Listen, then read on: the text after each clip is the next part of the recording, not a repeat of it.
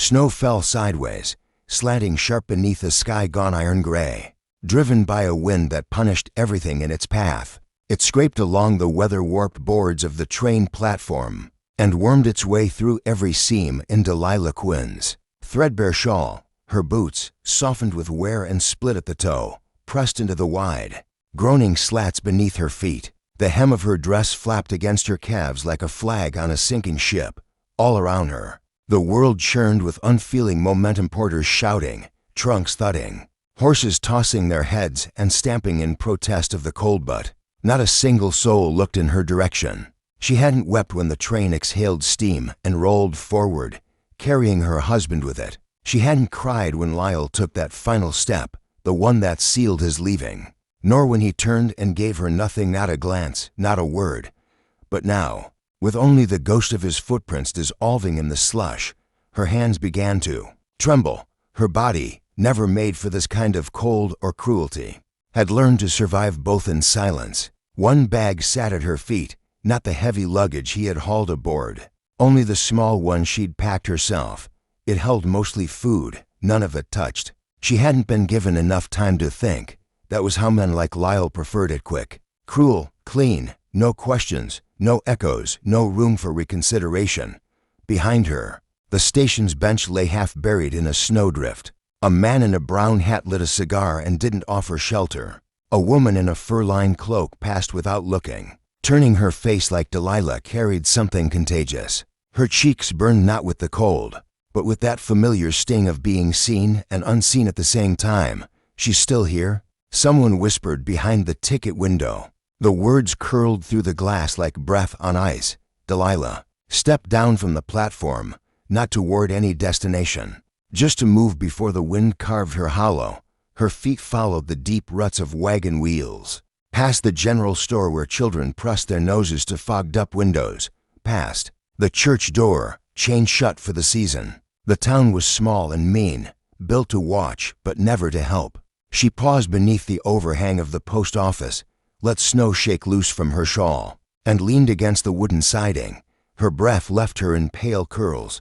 She wasn't supposed to be here. That morning, Lyle had kissed her cheek like it was an obligation, eyes already searching the horizon. But on the platform, his grip had tightened around her arm, his voice too clear to be mistaken. "It's done. You're staying. You're not coming with me, Delilah.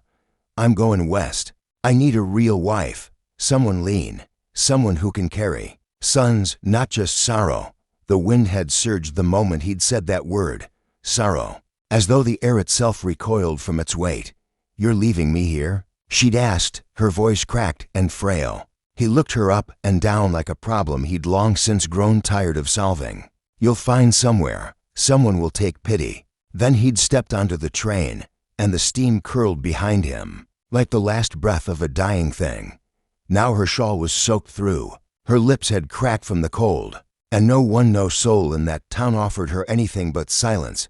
Inside the post office, Annie Talbot watched from behind the glass. An old woman who had run the station kitchen for decades. She knew the shape of a tragedy before it ever knocked. After a long moment, Annie opened the door and held out a tin cup of coffee. Delilah reached out, hesitant. Didn't ask for payment," Annie cut in. Voice low and rough like smoke filtered through old wood. "Just drink." Delilah took the cup in both hands. Steam curled around her lashes. The first sip scalded her tongue, but she welcomed the burn. It tasted like something she hadn't known. She'd lost kindness. "Where will you go?" Annie asked softly. Delilah didn't answer right away. She looked down the street where the saloon doors swung like a mouth, full of broken teeth. "I don't know. Don't linger," Annie said. "This town's not gentle with lost things." Delilah drained the cup into long swallows and murmured her thanks before stepping back into the wind. Beyond the livery stable, the freight shed hunched in the snow, mostly forgotten, used to store broken crates and rusting tools. Its door hung slightly open, snow curling inside along the floorboards. It smelled of old pine and rodent nests, but it was dry. That was enough. She pulled her shawl tighter and settled into a corner. Her fingers ached as they thawed. Her knees screamed with the cold that crept through the floor. Her stomach growled, but she ignored it. Hunger was easier than humiliation. She reached into her bag and touched the folded cloth she'd once embroidered for a nursery. Blue thread, meant for a boy. That was before the midwife told her she would never carry one. Before Lyle started sleeping in the barn. Before he stopped calling her anything but a burden. She pressed the cloth to her lips and closed her eyes. A gust of wind slammed the shed door wider. Somewhere outside, a horse snorted. Snow crunched under boots. Delilah jolted upright. Her breath caught. A shadow filled the doorway, broad-shouldered, tall. A heavy coat soaked dark with melting snow. A wide-brimmed hat cast his face in shadow. But the glint of a silver buckle caught what little light there was. He said nothing, just stood there, still as a tree. Delilah braced herself for some sharp word, some command, some question, but none came. Instead, the man stepped forward, stopped just a few feet from her, and shrugged off his coat. In one quiet motion, he laid it across her shoulders. It smelled of smoke and leather, of horses and pine. She stared up at him. Why? He didn't answer, just tipped his hat once and stepped back into the snow. The coat hung heavy on her shoulders, too large, but lined with warmth. She curled into it, unsure whether to cry or just breathe. Outside, the wind howled, but it couldn't reach her now. She didn't sleep, not really, but she drifted, her fingers wrapped deep inside the coat sleeves like a child sheltering inside her father's arms. By morning, the storm had passed. The world lay white and hushed. Frost veined the shed windows like lace. The wind had gone still, as though it, too, had grown tired. Delilah rose slowly, every joint aching. She folded the coat carefully, stepped outside. Smoke rose in a thin ribbon from a fire near the woods. The man was there, same coat, same hat, tending the fire with slow, deliberate movements. She approached, stopping at the edge of the clearing. "Thank you," she said. He nodded. "I'm Delilah." Another nod. She looked down at the coat. "I should give this back." He didn't move. "Keep it." His voice was deep, sanded down by use, rough but not unkind. "Who are you?" "Boone." "That all?" "It's enough." She studied him, his face hollowed by years, his eyes the color of storm-washed stone. "Why did you help me?" He turned the log with his boot. "Because you look like someone no one else would." The honesty of it stung. He handed her a cup coffee again. She took it. Their fingers brushed, and he didn't flinch. "I'm not staying in town long," he said, "but there's an old cabin past the ridge. Been fixing it up. It's quiet. Dry." She blinked. "Are you offering?" "I'm saying it's not safe out here, and I know what it is to live with silence." Delilah stared down at the coat. "I don't want pity. You're not getting any." They said nothing else, just stood in the light of a pale new day. Steam curling from their cups, snow melting in slow rings around the fire. She didn't know what Boone was, a drifter, an outlaw, a broken man, but something in him felt immovable. And for the first time since Lyle walked away, she didn't feel like she was fading. She didn't know what she was hoping for, only that when Boone turned and began walking toward the trees, she followed. She was done staying in that town. Done standing still in her shame, whatever lay ahead. She would walk into it wrapped in a stranger's coat, with her own name stitched back into her soul. They vanished into the pines, and behind them, the wind no longer chased. The sky was soft ash, no longer threatening storm, just holding its breath. Trees lined the narrow path like silent witnesses. Snow crunched beneath her boots as she followed Boone along the ridge. With every step, something inside her loosened. He didn't speak, not once. She didn't mind. Words could bruise. But silence here simply held space. The coat still clung to her shoulders, carrying his scent: campfire, pine, saddle soap. She wore it like armor borrowed from a stranger who had survived worse. The cabin emerged from a thicket of cedar trees, weathered, small, but upright. A ribbon of smoke rose from its chimney like a quiet vow. The steps sagged. The door hung crooked. But it was shelter, and she had been left in far worse. Boone opened the door with a shoulder nudge, then stepped aside. She hesitated, not out of fear, but because she could not remember the last time anyone had invited her inside. The warmth hit her first. Wood smoke, stew, the quiet order of a life maintained. Blankets folded with care. A pot simmered on the hearth, nothing fancy, but everything had a place. On the wall hung a cracked mirror, a carved coat hook. A gray shawl still hung there, edged in blue thread. Delilah looked to Boone, but he was already tending the fire. "You built this, mostly," he said, setting a log in place. "Started fixing it last spring." For who? He didn't answer, just watched the sparks rise. She didn't press. Some truths lived too deep to be fished out with questions. He ladled stew into two bowls and handed her one. She took it gratefully. It smelled of venison and onions, the kind of food that steadied you. Her hands shook as she lifted the spoon. "Been long since you ate." "A week," she said quietly. "Maybe more." He nodded, like it was what he'd guessed. They ate without words. Not silence from awkwardness, but necessity. Let the body speak first, then the heart. When she'd finished, Delilah set her bowl on the table. "I'm not expecting charity. I'm not offering it. I don't need saving. I didn't say you did." Their eyes met. The fire cast long shadows. His hands, scarred and hard, rested on his knees. "Then why?" "Because I've been in the cold too," he said, voice a thread barely louder than the flames. "And no one helped me." Something inside her shifted, quiet and deep. She nodded. That was enough. That night, he rolled out a bed for her near the hearth, laid a quilt over it. He slept near the door, not beside her, not watching her, just there. His presence steadied the walls. Delilah stared at the ceiling, eyes burning, bones aching, and for the first time in too long, closed her eyes without fear. In the mornings, Boone would rise and chop wood, the sound of the axe a steady rhythm through snow. She swept the hearth, mended the quilt, not out of gratitude, out of instinct, out of the need to move, to make something better than she found it. She found a carving one day on the sill, a bird, wings half open, not perfect, but real. "You carve?" she asked. "Some nights," he replied. "When it's too quiet, it's beautiful. It's just something to do with my hands." She smiled. "Those things matter most." They didn't need many words. Over time, the silence softened. One afternoon, she asked, "Who lived here before?" He was quiet a long time. "Then my wife." She looked at him. He stared into the fire. "She died the first frost, 3 winters ago. I was out hunting. Thought I had more time." Delilah's breath caught in her throat. "I built this cabin for her," Boone said quietly. His voice carried no bitterness, just the weight of memory. "Didn't think I'd ever light the hearth again. I'm sorry." He nodded once. "So was I." The wind moved through the trees like a sigh to old to name. They didn't speak after that.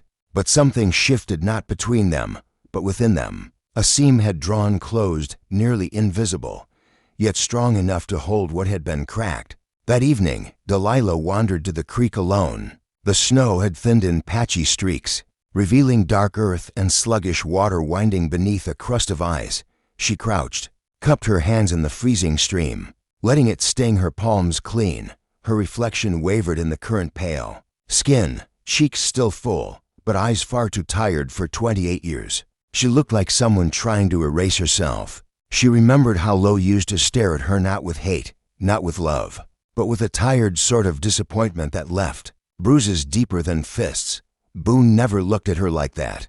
He didn't look at her like she was broken. He looked as if he expected nothing, yet noticed everything. When she returned, Boone was setting out supper, rabbit stew and dried apples. He said without turning, "Everything all right?" She nodded. "Just needed air." They ate quietly, the fire offering soft punctuation in the space between their breaths. Later, as Delilah folded her blanket near the hearth, she glanced at him. "You don't ask questions." Boone looked up. "You want me to?" She shook her head slowly. "No.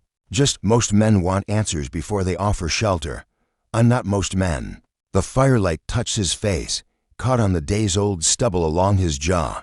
He wasn't handsome in the polished sense. He was weathered, like a road that's been traveled too often, but still holds, stitched together by regret and endurance. He looked like the kind of man who could build a fire in the rain and never feel the need to boast.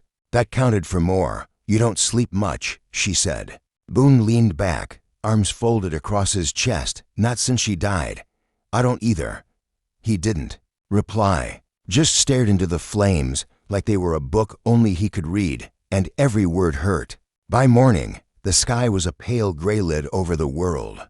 Delilah stepped outside and found him already awake, watching the horizon. "Something wrong?" she asked, pulling his coat tighter around herself. "Riders passed the ridge last night." Her heart stumbled. "After us?" He shook his head. "No, probably moving cattle. But this town doesn't forget quick." "You mean they don't forgive you?"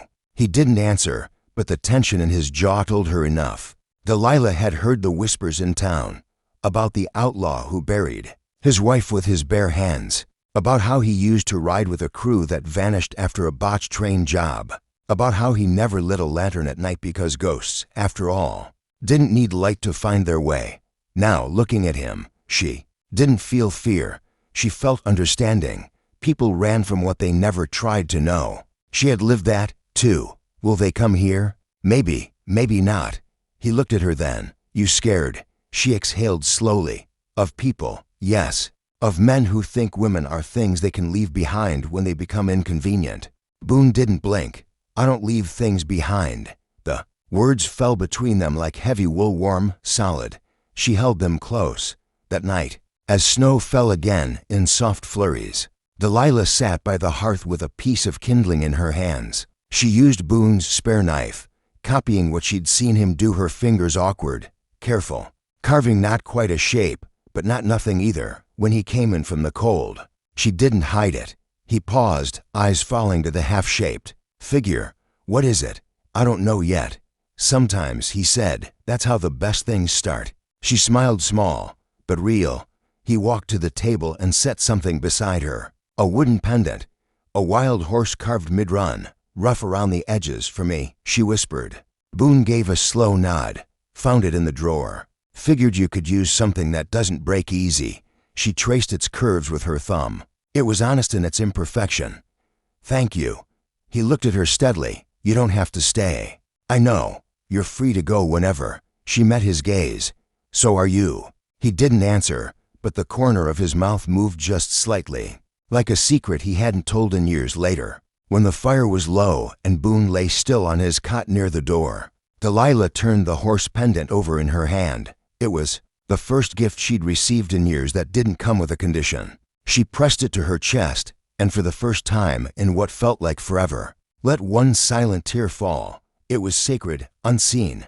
Outside, snow thickened, and in the woods, beneath sleeping trees, something moved, a flicker of presence, waiting, watching. By late January, the thaw had begun. Snow pulled back in shy, muddy corners. Birds returned in stuttered flutters, testing branches like they were promises not yet kept. Delilah stood outside the cabin, sleeves rolled up, scrubbing soot from the windows with old linen and fire-warmed water. The ache in her arms felt good proof she was still here, still real, inside. Boone worked on the rocking chair. One leg had rotted under winter's weight, and he was shaping a new one with quiet, steady hands. Their rhythm wasn't domestic. Not quite, not yet a nameable thing. It was steadier than friendship, softer than debt. She didn't ask for more, and he never presumed. Delilah had started humming again, low and unconscious, scraps of old tunes from her mother's kitchen, or nothing in particular, just sound to keep the hush from swallowing her. "You used to sing," Boone asked one morning, looking up from the chair. She froze, heat rising in her cheeks. "When I was young, before my voice cracked from crying too much." He tilted his head. "Sounds like it still works fine to me." The words nestled deep, somewhere behind her ribs. That afternoon, he asked if she needed anything from town. She hesitated, fingers brushing the wooden horse hidden beneath her dress. "I'll come with you." He didn't question it, just nodded and saddled the horse. The ride was silent, but not stiff. Boone kept his eyes ahead. Delilah sat tall, even as nerves twisted around her lungs. She hadn't been back since Lyle left, since the platform, since shame clung to her like second skin. As they rode into the street, people stared. The blacksmith paused mid-swing. A bonneted woman froze halfway into a store. Children ran, then looked back. Murmurs bloomed before their boots hit the boardwalk.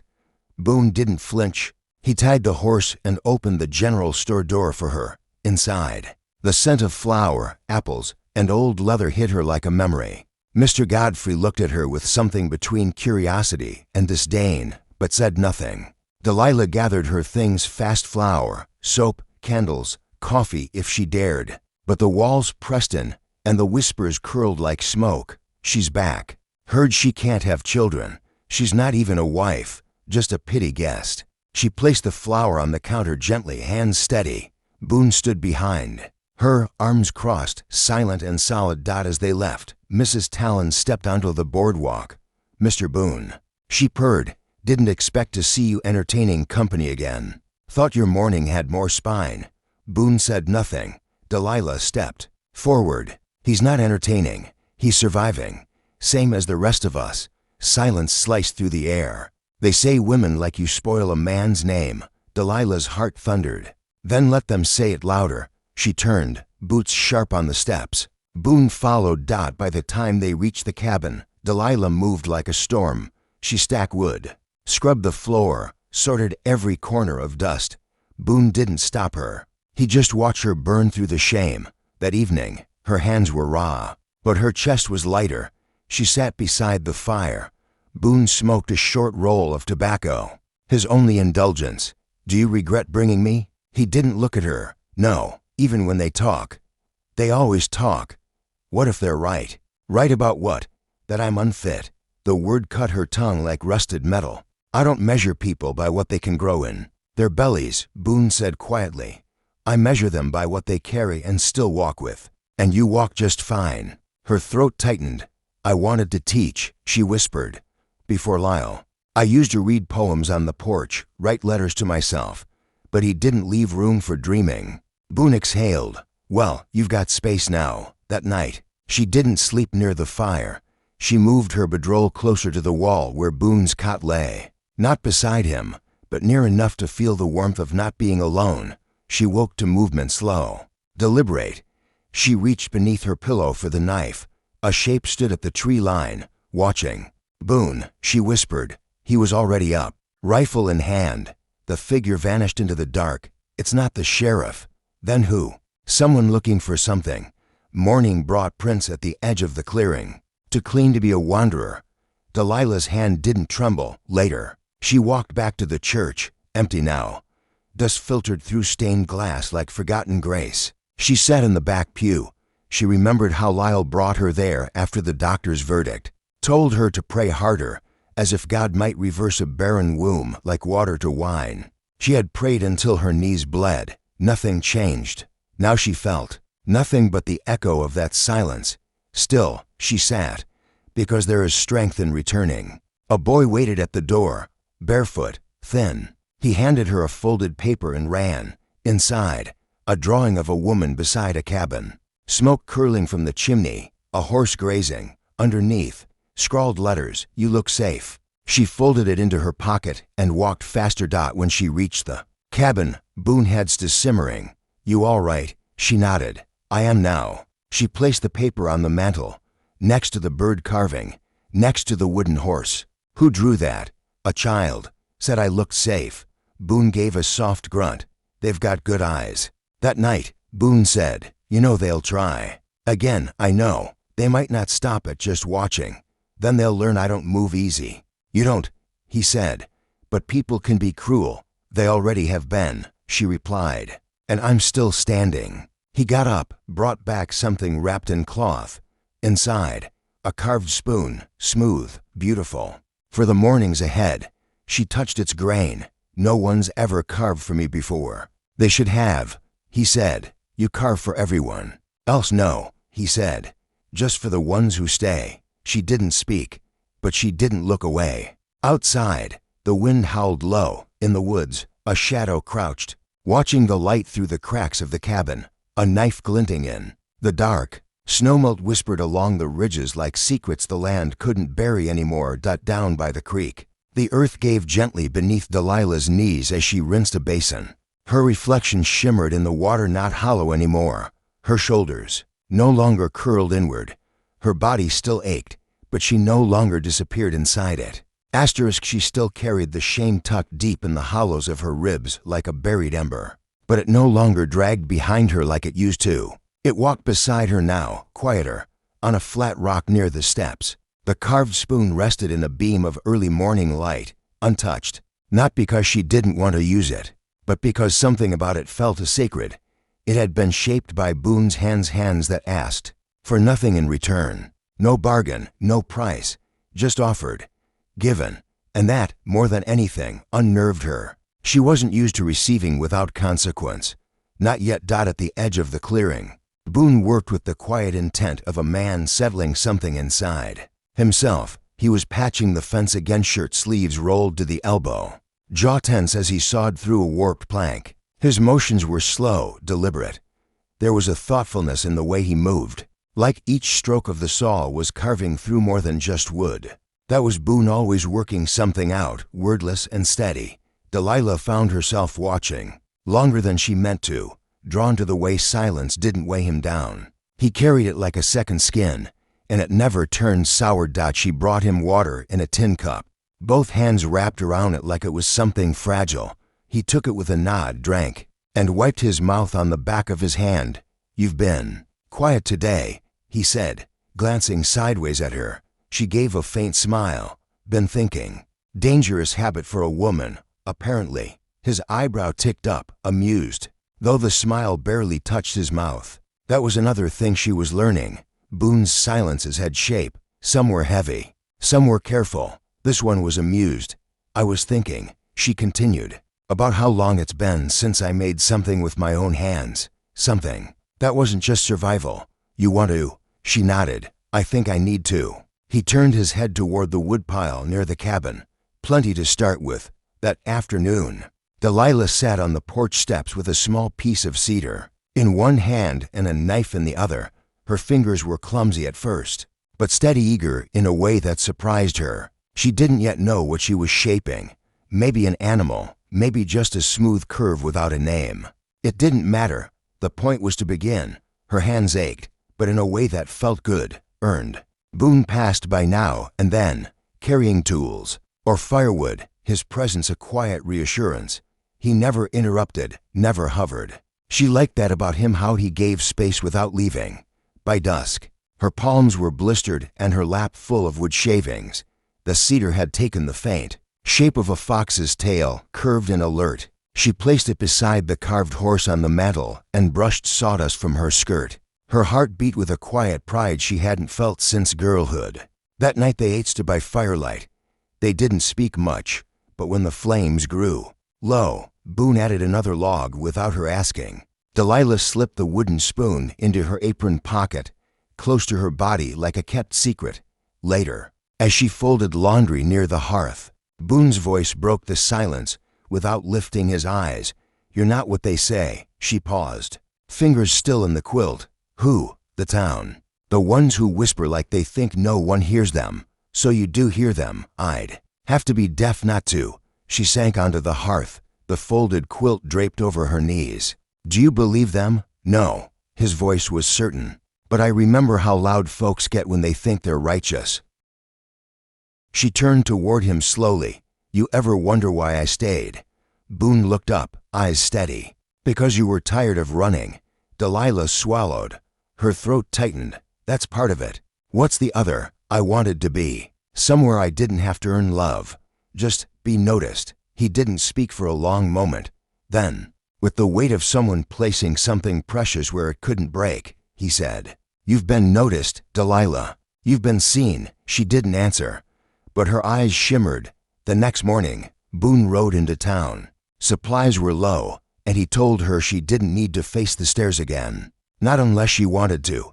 She let him go, though something curled in her chest as she watched him ride off, remembering the way Mrs. Talon's voice had sliced like cold metal through flesh. The day stretched long without him. Delilah cleaned the cabin, rebraided the hearth rug, trimmed the oil lamp wick, but the silence felt different, emptier. She hadn't realized how much she'd come to rely on the quiet weight of Boone nearby, how his presence, sparse as it was, had begun to feel like a kind of gravity. By late afternoon, he still hadn't returned. Then came the sound of hoof beats. She stepped out onto the porch, heart lifting only to have it drop.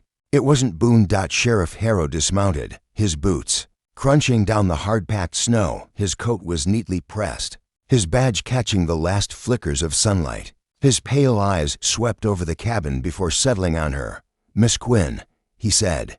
She nodded once. "Jaw tight, Sheriff. I see you've taken to Boone's company." She said nothing. He glanced at the horse carving on the window ledge. Man's always had a strange taste in strays. Her hands curled into fists at her sides. "You're aware," he went on, "that folks in town are uneasy. Boone's past is colorful. So is yours," she said quietly. His gaze sharpened. "He's not a safe man, Delilah. Grief doesn't make a person trustworthy. Neither does power." He stepped closer. His voice dropped. "If he's harboring you without cause, if there's no bond, no claim, he's breaking township law. We're not hurting anyone. You're unsettling the peace." She raised her chin. "Then maybe your peace needs unsettling." He studied her for a long, narrow-eyed moment, trying to find the fractures in her that had once been easy to exploit. Finally, he gave a smile too tight to be genuine. "Consider this your warning. Come spring thaw, the council will want answers." When Boone returned just before dark, she didn't tell him, not right away. He caught something in her silence, but didn't press. That night, she carved again, long past dinner, with the fire low and her fingers sure. Boone sat sharpening a blade, his eyes drifting occasionally toward her. When she finished, she held the carving out to him, a small fox, tail curled, eyes bright. "For me?" he asked, startled. She nodded. "No one's ever carved for me before." Her smile was soft. "They should have." He rose, slow as the tide, and walked it to the mantel. He set it beside hers. The horse, the spoon, the fox, the child's drawing. Things not bought, not bartered. Things given. They sat together for a long time after that, the firelight flickering. Over the walls, over faces still learning how to hold peace without fear. Something shifted in that hush, not loud, not sudden but sure, a promise without needing words. Then came footsteps on the porch, not Boone's. The knock was slow, too calm for kindness, too measured for mercy. Delilah froze, the carving knife still warm in her palm. Boone reached for his rifle, not like a man panicking, but like someone reacquainting himself with something familiar, something necessary. A second knock. He rose. Delilah stood too, not behind him, beside him. Boone cracked the door an inch. Two men stood outside, coats heavy with frost, revolvers slung low like showpieces. Harrow stood to the left, smug, cold. Beside him, a younger man with patchy facial hair and eyes like ice. "We're not here for blood," Harrow said. "We're here for law." Boone didn't move. "Law don't come this far without rope in its pocket."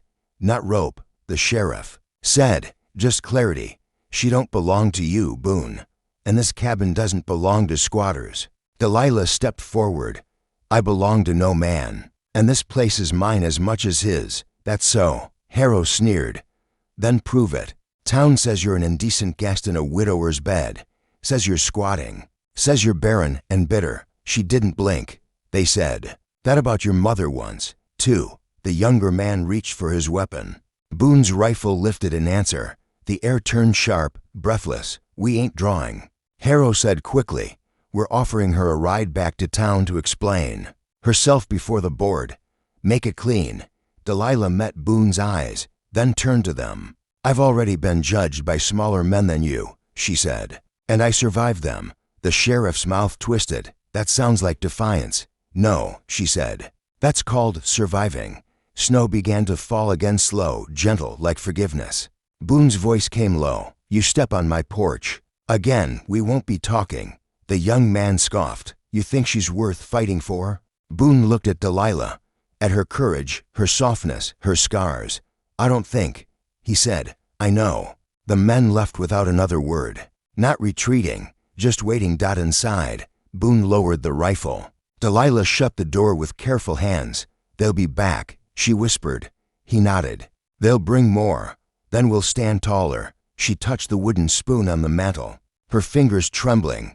"I'm scared." "You should be," Boone said gently. "That's how you know you're still alive." She looked at him, really looked. At the man who carried a grave behind his eyes and something molten in his chest. The man who never asked for her past but made room for her present. What if they take you? They won't. What if they take me? He stepped closer, close enough for her to hear the weight of his breath. Then I'll come find you. Her throat caught. Even if I'm sent far, especially then. Why? He didn't touch her. Just said it like truth, like rain, on dry ground. Because no one ever came back for me, and you'll never be alone again. The words hung there, as real as the fire's warmth. She leaned into him, not a kiss, not yet. Just her forehead to his chest, and his hand resting lightly at the back of her head, not claiming, just holding. The fire crackled. Outside, the snow fell heavier, as if trying to bury every cruel word whispered in town, as if trying to give the world a clean page. They stood like that for a long time, saying nothing, and in the silence something stronger than words was spoken. A vow, a home, a light that would not be taken. Then came the sound again. HOOFBEATS. Not one, many.